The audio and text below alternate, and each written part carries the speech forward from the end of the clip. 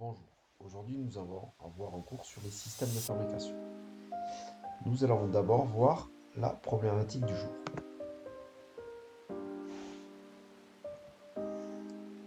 Alors la problématique du jour, c'est que vous réceptionnez les produits ce matin avec tous les fournisseurs du restaurant 147 bis. On doit bien sûr commencer par les ranger. Le chef de partie va vous aider. Et parmi la liste que vous avez reçue ce matin, après avoir travaillé un petit peu sur le classement des produits, vous allez en déduire le système de fabrication qui est utilisé par le restaurant. Et la réponse à votre problématique, c'est que M. Bergeon voudrait que vous placiez sur un document, fourni donc à la fin du cours, les produits et en déduire le système de fabrication utilisé par l'établissement. Nous allons d'abord voir les DOA et les DOV. Donc je vous demande de prendre le cours pour le remplir en même temps que je vous parle. Première chose, nous allons parler des DOV, c'est-à-dire les denrées d'origine végétale, par moyen de conservation. Alors nous en avons 5 gammes, de la gamme 1 à la gamme 5, et je vais détailler donc les 5 gammes. Ce sont le système de classification qui est toujours utilisé aujourd'hui par toute la profession. Alors la première gamme sont des produits bruts, comme vous voyez, la pomme de terre avec la peau, la pomme, bien sûr les carottes, tous les produits que l'on reçoit donc d'arrêt d'origine végétale, produits bruts sont de première gamme. Vient ensuite la deuxième gamme, ce sont les produits en conserve. Ici nous avons des pommes de terre vapeur, des salades de fruits, on peut trouver aussi des macédoines de légumes, on peut trouver des carottes Vichy, on peut trouver des pois chiches, on peut trouver tous ces produits-là, donc d'origine végétale, sont considérés de deuxième gamme. Donc quand on vous dit d'aller chercher un produit de deuxième gamme, forcément vous irez chercher une boîte de conserve qui peut être bien sûr en boîte de conserve, mais aussi en verre. Un pot de verre est une conserve. Nous avons ensuite la troisième gamme. La troisième gamme, ce sont tous les produits surgelés. Que ce soit des petits fruits, que ce soit des oignons, déjà peut-être émincés, que l'on peut trouver en sac de 5 kg, de 2,5 kg. Donc tous ces produits surgelés, des poivrons, tout ça, font partie de la troisième gamme. Là où ça se complique un peu, c'est la quatrième gamme. La quatrième gamme ce sont des produits crus sous atmosphère contrôlée. Par exemple, quand vous allez au supermarché acheter des sachets de salade, ce sont de la quatrième gamme. La salade est crue et vous pouvez voir que le sachet est légèrement en surpression, c'est-à-dire qu'il y a de l'air dedans. Cet air est un gaz que l'on rajoute pour que la salade se tienne plus dans le temps qu'une salade normale. C'est pour ça que l'on fait d'une atmosphère contrôlée. On peut soit rajouter de l'azote, soit rajouter de l'oxygène, soit faire un mélange azote-oxygène, et même de temps en temps, on peut faire azote-oxygène, et on peut aussi rajouter un peu de CO2. Suivant le végétal qui se trouve à l'intérieur, ça nous permet donc de garantir une durée de vie plus longue. Et enfin, la cinquième gamme sont des produits cuits sous vide. On ne parle plus d'atmosphère contrôlée, ce sont des produits cuits sous vide. C'est-à-dire que forcément, les pommes de terre que vous avez ici en photo sont cuites et mises sous vide. Il n'y a plus d'air. C'est très différent d'une atmosphère contrôlée.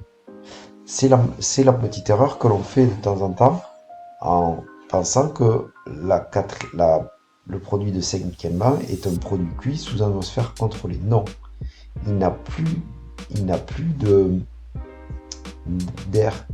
Et donc, on peut s'en servir vraiment très longtemps. Beaucoup plus longtemps qu'un produit brut de première gamme ou qu'une quatrième gamme. Ensuite, on parle de DOA, denrées d'origine animale. Alors, dans les denrées d'origine animale, c'est par degré d'élaboration. Premièrement, le produit brut. Ici, un saumon entier, non vidé. ce sont des produits bruts. C'est-à-dire que ce produit-là est pêché et ensuite refroidi et vendu tel quel. Le cuisinier, à son arrivée, devra vider le poisson, devra l'écailler, devra lever les filets, le désarrêter, lever la peau s'il faut. Vous pouvez aussi avoir des produits préélaborés, c'est-à-dire que c'est une partie du produit brut. Par exemple, nos cuisses de volaille ici sont des produits préélaborés. C'est une partie d'un produit brut. Le filet de saumon qui est posé à côté sur la planche est aussi un produit semi-élaboré. C'est-à-dire qu'on a pris le poissonnier qui vous a vendu ce saumon, il a pris un saumon entier, il a levé les filets et il vous vend que les filets. Il vous restera à charge de désarrêter et d'enlever la peau si vous voulez enlever la peau. Ensuite, nous passons aux produits semi-élaborés. Alors, vous avez vu qu'on a préélaboré et semi-élaboré. Quand on a un produit semi-élaboré, c'est un produit cru, mais qui a subi une modification de texture par rapport au produit brut initial. Je m'explique. Quand vous avez un steak haché, c'est du muscle de bœuf qui a été broyé et reconstitué. La texture est donc modifiée. Si vous avez un steak haché, la texture de steak haché quand vous le mangez est très différente de steak de bœuf. Donc, la différence se trouve ici. C'est-à-dire que vraiment, ce steak haché est un produit semi-élaboré cru. On a aussi ici des paupiettes de veau. Ces paupiettes de veau que l'on voit ici sont donc des morceaux de veau avec une farce à l'intérieur. Donc on a une modification de texture par rapport au produit brut original. Donc c'est pour ça qu'il rentre dans la famille des semi-élaborés. Les saucisses, que ce soit de Toulouse ou de Francfort, sont aussi des produits semi-élaborés. Donc il est important que vous fassiez bien la distinction entre produits préélaborés et semi-élaborés. Et enfin, nous avons les produits finis, c'est-à-dire des produits que l'on n'a plus qu'à chauffer, mettre dans une assiette et envoyer. Ici, une blanquette de veau. Ça peut être un saumon à l'oseille. Ça peut être une paupiette de veau déjà en sauce. Donc tous ces produits-là sont des produits finis. Les produits finis, il y a forcément une cuisson. Donc dans le produit brut, on doit le travailler entièrement. Le produit élaboré, c'est une partie d'un produit brut. Le produit semi-élaboré est un produit cru, donc à cuire, mais qui a subi une modification de texture. Et enfin, le produit fini est utilisé tel quel. Et il permet donc de limiter les besoins de personnel, étant donné qu'on n'a plus qu'à chauffer et envoyer. Et enfin, on a, mais je ne vous le mets même pas à part, les auxiliaires de cuisine. Même s'ils sont d'origine animale, ils ne sont pas consommés en l'état par le consommateur, donc on appelle ça un auxiliaire de cuisine. Il est important d'avoir bien compris cette classification, parce que cette classification va nous permettre d'étudier les modes de production. Alors, on va prendre un exemple, le saumon à l'oseille. Si je prends le saumon à l'oseille classique, c'est-à-dire avec des produits bruts et des produits de première gamme. Nous sommes en cuisine traditionnelle et je vous expliquerai un peu plus ce qu'est la cuisine traditionnelle. Donc nous avons ici du saumon, de la crème, du noix prat, de l'oseille, des poireaux, des carottes, un bouquet garni, du sel, du poivre, des arêtes, des oignons grelots, des échalotes, de l'ail, donc pour faire notre saumon.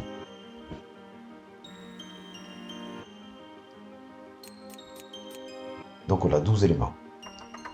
Si je passe en cuisine traditionnelle avec assemblage d'opportunités, je définirai un peu plus ce que c'est, mais vous voyez qu'ici, il n'y a déjà pas un saumon entier. C'est-à-dire que le saumon entier s'est transformé en filet de saumon. Donc on utilise des produits préélaborés. On utilise aussi sur les galets ici que vous voyez en bas, de l'oseille. Cette oseille est un produit de troisième gamme. Donc même, et ensuite on a tout un tas de... On a les arêtes qui sont toujours présentes pour faire le fumet, le bouquet garni, l'ail, mais on a quelques produits un peu de quatrième ou cinquième gamme. Donc ici, nous avons toujours on a des filets de saumon, des arêtes de poisson blanc, des carottes épluchées, des oignons épluchés, des bouquets garnis, des échalotes surgelées, de l'oseille en galets, du beurre, de la crème, du vermouth, donc du Noix-Prat, de l'ail surgelé, du sel, du poivre. On a aussi quand même 12 éléments. Vous allez voir qu'on peut faire plus simple si on veut produire un saumon à l'oseille. On peut avoir une cuisine d'assemblage. C'est-à-dire que dans cette cuisine d'assemblage, vous voyez que des boîtes apparaissent, des auxiliaires apparaissent. Ces auxiliaires vont nous permettre de réduire un petit peu le temps de travail. On n'a plus besoin d'arêtes, étant donné qu'on a des filets de saumon, donc préélaborés, mais un fumet de poisson paille qui nous permet de limiter l'utilisation d'arêtes, d'échalotes. On a une sauce vin blanc PAI, de l'oseille en galets, de la crème, du beurre, du vermouth, des échalotes surgelées, du sel, du poivre. On n'a plus que 9 éléments, ce qui nous permet de diminuer le temps de travail. On peut aller plus loin dans la cuisine d'assemblage en ayant des filets de saumon portionnés et surgelés, une sauce à l'oseille déjà sous vide, un fumet de poisson déshydraté. On n'a que 3 éléments. Mais on peut faire plus simple. Si je veux acheter que des choses pour envoyer, j'achète déjà mon saumon cuit et j'achète une sauce à l'oseille sous vide. J'ai besoin de chauffer les deux au bain-marie, d'associer et j'ai mon saumon à l'oseille. Donc vous voyez qu'en fonction de la gamme de produits qu'on utilise, on va pouvoir avoir 4 modes de production différents. Parlons maintenant de ces modes de fabrication. Nous avons d'abord le premier mode, la cuisine traditionnelle. Alors pourquoi il est important de connaître la classification des produits? Parce que toute cette classification se fait en fonction de la classification des produits. La cuisine traditionnelle utilise des produits bruts et de première gamme. Ce qui induit pas mal de choses, c'est-à-dire que si on n'utilise que des produits bruts et de première gamme, il va falloir beaucoup de stockage. Étant donné qu'un produit brut, c'est un poisson entier, mais ça peut être un cochon entier. Si on n'utilise que les côtes de porc, on n'est plus en produit brut, on est en produit préélaboré. Donc là, il faut un équipement de stockage, de préparation et de cuisson. Il est évident que si on doit détailler un cochon entier, c'est très différent de, pareil, juste un petit peu quelques côtes de cochon. Donc les surfaces de travail sont importantes pour traiter tous les différents types de produits. Parce que bien sûr, il va falloir une partie où on va faire que le poisson, on aura une légumerie, on aura peut-être une partie pour détailler les viandes. Et forcément, il faut des équipements de la zone de cuisson qui comprennent tous les matériels spécifiques à chaque mode de cuisson. Vous aurez compris que quand on est dans la cuisine traditionnelle pure, il faut un grand savoir-faire professionnel. Il n'est pas donné à n'importe qui de débiter un cochon, un agneau ou un bœuf. Il va falloir avoir peut-être dans son équipe un boucher qui pourra nous donner ça. En revanche, ça permet d'avoir un très bon coût matière. C'est-à-dire que si vous achetez un cochon entier, vous allez acheter 2,50 € le kilo. Alors, mais il va falloir aussi le valoriser en entier. si vous voulez avoir que des côtes de porc pour les braiser et, et les avoir bien fondantes, si vous achetez un cochon entier, il va falloir utiliser, qu'est-ce qu'on fait du jambon, qu'est-ce qu'on fait des pieds de cochon, qu'est-ce qu'on fait de l'échine, qu'est-ce qu'on fait de l'épaule, qu'est-ce qu'on fait de la tête. C'est une vraie discussion. Cette cuisine, vous l'aurez compris, est utilisée principalement par la cuisine gastronomique. Alors le faible coût matière est compensé par des produits qui sont généralement assez onéreux. C'est-à-dire que moi, quand j'ai par exemple travaillé dans un restaurant étoilé, nous recevions des agneaux entiers. C'était des agneaux de Gavarnie. C'était vraiment des très beaux agneaux. Et donc qui ont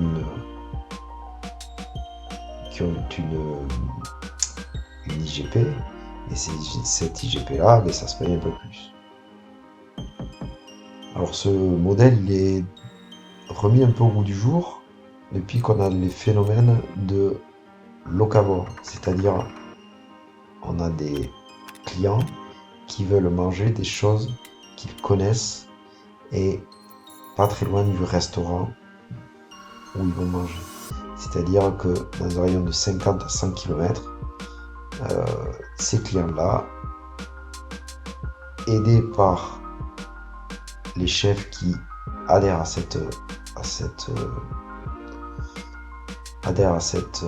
système de pensée, vraiment vont chercher des produits le plus près de chez eux pour les travailler. C'est aussi ce qui a amené à la réduction des cartes. Étant donné qu'on a beaucoup de choses à passer, si on va pas mettre peut-être 3 poissons, 3 viandes, 4 entrées, on va faire peut-être 3 entrées, un poisson, 2 viandes et 3 desserts pour essayer de valoriser au maximum tout ça. Depuis 2014 aussi, le label Fait Maison, il permet aux restaurateurs d'apposer sur leur carte un logo qui garantit aux consommateurs qu'on utilise des produits bruts dans la convention de leur plat. Dès que vous voyez ce petit label, donc c'est une maison avec le toit avec comme une poêle retournée, mais vous savez que c'est fait avec des produits bruts. On a ensuite un deuxième mode de production qui est la cuisine traditionnelle avec assemblage d'opportunités. La cuisine d'assemblage traditionnelle avec assemblage d'opportunités prend 80% de la cuisine traditionnelle, c'est-à-dire des produits de première gamme et des produits bruts. Seulement, là où la cuisine traditionnelle s'interdit des autres gammes, la cuisine d'opportunité par petites touches va pouvoir aller chercher des produits semi-élaborés, peut-être même des produits finis. Et ces produits-là peuvent être intégrés à leur carte. Il n'est pas impossible de faire un très beau plat en ayant des côtes de cochon de montagne que l'on va utiliser avec une belle purée qui va être faite de manière très traditionnelle, avec du beurre, avec de la crème, avec de la pomme de terre de belle qualité. Mais au lieu d'avoir acheté un cochon entier, on va acheter juste le train de côte. Et ce train de côte-là n'est plus un produit brut, mais un produit préélaboré. On est donc dans le cas de la cuisine traditionnelle avec assemblage d'opportunités.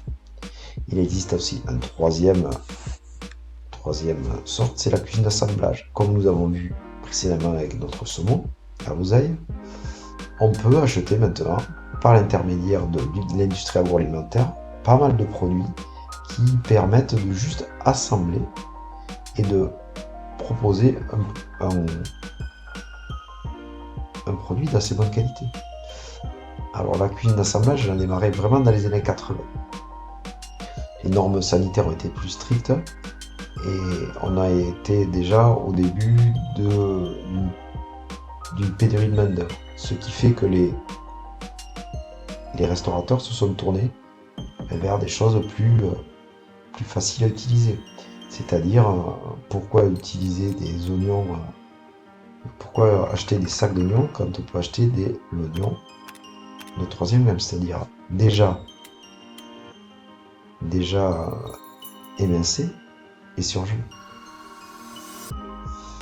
Donc ce concept de production, les produits sont quasiment terminés mais pas finis. Donc les phases de cuisson et les phases de finition sont réalisées en cuisine. Par exemple, si on fait une macédoine, je peux acheter de la macédoine crue que je vais faire cuire en vapeur. Je vais acheter de la mayonnaise PAI que je vais améliorer. Je peux acheter du jambon déjà tranché et faire du jambon à la russe. C'est complètement possible. Ces produits et cette cuisine d'assemblage a permis de se libérer des tâches les moins nobles du métier de cuisinier, c'est-à-dire les préparations préliminaires, les lavages et les tailles. Le cuisinier est là pour faire le cœur de son métier, c'est-à-dire la cuisson, la finition. Malheureusement, l'industrie agroalimentaire, quand elle a démarré cela, elle a pris d'augmenter la productivité.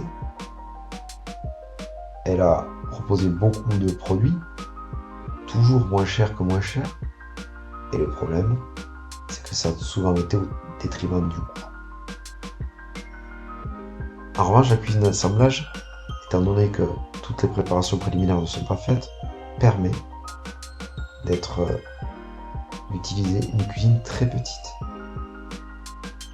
En revanche, étant donné que vous ne faites pas toutes ces préparations préliminaires, le lavage et les tailles des produits, étant donné que quelqu'un l'a fait, forcément ça va être plus cher qu'un produit brut. Mais les frais de personnel sont excessivement réduits. Donc, entre les deux, forcément, il faut trouver le cursus, mettre le cursus où on veut. Enfin, un dernier système, c'est la cuisine de distribution que l'on appelait avant la cuisine 45 pour 5e gamme et 4 pour produits finis. Donc là, on a juste une remise en température et le dressage des plats à faire. C'est aussi vrai pour les hors d'œuvre ou les desserts. C'est-à-dire qu'on va prendre des produits industriels, généralement de qualité, qu'on va réchauffer, qu'on va poser dans une assiette avec une garniture, peut-être une sauce qui sera aussi réchauffée, et on envoie. C'est-à-dire que là, les coûts matières sont très élevés étant donné qu'on n'utilise que des produits qui sont déjà cuits et déjà cuisinés.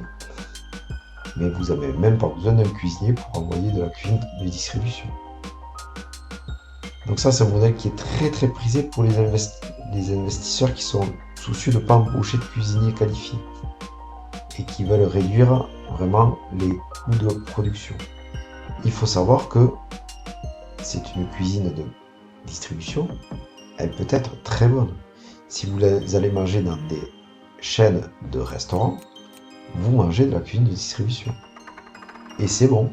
C'est pas parce que c'est une cuisine de distribution, c'est pas bon. En revanche, vous allez pouvoir détecter que c'est peut-être pas une cuisine faite sur place. Vous allez trouver peut-être des problèmes de texture, mais au goût, cela peut être très bon. Comme si c'est mal fait, cela peut être aussi très très mauvais. Je vais vous faire quelques remarques importantes. La cuisine traditionnelle, elle a pratiquement disparu. Parce qu'il est très très compliqué de travailler avec notamment des viandes et avec des animaux entiers. Autant j'ai vu travailler des gens avec des agneaux, des volailles, des canards, du gibier, mais très peu de personnes qui travaillent le bœuf achètent un bœuf entier. Qui reçoit ces carcasses-là pour les débiter et les travailler? Pratiquement plus personne. Donc, la cuisine traditionnelle a pratiquement disparu. Mais je reste quand même persuadé que la cuisine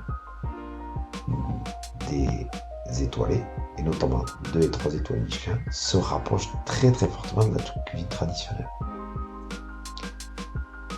Deuxième chose, dans un même restaurant, on peut avoir finalement, pour chaque plat, on pourrait les définir de cuisine traditionnelle si on fait l'intégralité d'un gazpacho, mais une cuisine traditionnelle avec assemblage d'opportunités, si je fais un veau en sauce qui s'appelle un veau marengo, et j'emploie du cul de veau ou du fond de volaille PAI au lieu de se faire son fond de volaille, on est en cuisine traditionnelle, avec assemblage d'opportunités. Et on peut aussi, pour le dessert, si jamais fait dessert, proposer une nid flottante avec des jaunes d'œufs en bidon qui va nous permettre de faire une crème anglaise. Donc vous voyez, on peut avoir ça dans le même restaurant. Donc il est très très difficile de ranger complètement un restaurant dans un des 4 modes de production. En revanche, on peut dire ce restaurant est plutôt en cuisine d'assemblage d'opportunités. Ce restaurant est plutôt de cuisine traditionnelle. Ce restaurant est plutôt de cuisine d'assemblage. Et ce restaurant est plutôt de cuisine de distribution. On peut donner vraiment des orientations, mais de dire c'est un restaurant traditionnel, il est compliqué de dire ça. Pour ma part, dans mon expérience, quand j'ai travaillé dans la cuisine même gastronomique, j'ai toujours vu dans les cuisines un peu de fond de volaille déshydraté. J'ai toujours vu un petit peu de... J'ai toujours vu des conserves. J'ai toujours vu un peu de surgelé. Donc, même dans les grands restaurants de la cuisine étoilée, il n'est pas rare d'avoir trouvé des produits, même s'ils sont plutôt en cuisine traditionnelle, il peut y avoir en dépannage ce type de produit. Maintenant que nous avons vu ces classifications et ces modes de production, j'aimerais que vous travailliez sur la problématique. Je vous ai mis dans le cours tout un tas de produits que vous avez reçus dans le 147 bis. Donc j'aimerais qu'en première chose, vous classiez ces produits, que ce soit pour les DOA ou les DOV, c'est-à-dire première gamme, deuxième gamme, troisième gamme, quatrième gamme, cinquième gamme. N'hésitez pas à revenir dans votre cours pour bien regarder ce que c'est, de revenir en début de ce vidéo si vous avez un petit doute. Ça vous permettra d'apprendre très vite les différentes gammes. J'aimerais ensuite que vous preniez donc les DOV, donc les denrées d'origine, les DOA, pardon, denrées d'origine animale, et que vous les classiez aussi. Et en fonction de ce que vous avez et de ce qu'on vient de voir précédemment, j'aimerais que vous mettiez dans le petit carré en bas, d'après vous, quel est le système de fabrication du 147 bis. Je vous souhaite un bon travail et je vous souhaite une bonne semaine.